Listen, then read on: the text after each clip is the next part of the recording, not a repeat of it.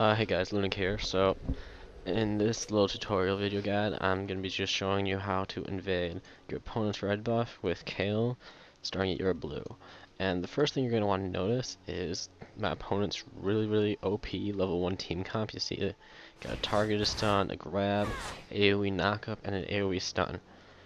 And Corky, but he just sits there.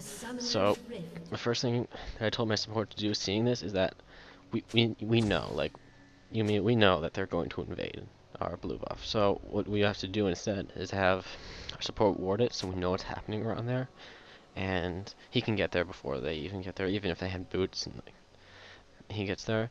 So what you see is that we actually ward our blue buff, and instead of going to our blue buff and obviously dying to the invade, we go to my red buff, and instead we wait and see what happens. So you see, we do see this, and they're indeed heading back. That happens a lot of the times with invades, where they're not ballsy enough to actually stay and take the buff, especially because that will result in either them having 3v5 if their bot lane leaves to go get experience, or if in fact they do stay and again their bot lane loses experience. So we can head back to my blue.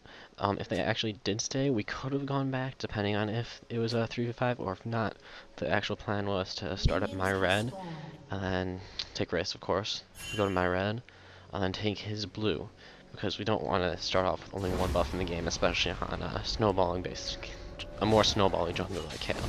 So first thing again, always is stated in the guide, always take your wolves or race in the red buff instance case first, so that you get ahead in your jungling XP and all that.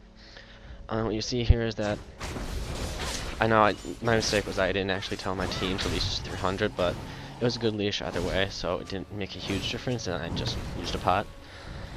And I'm actually going to be taking this down without smite, so that with my boots, always start with boots to heal.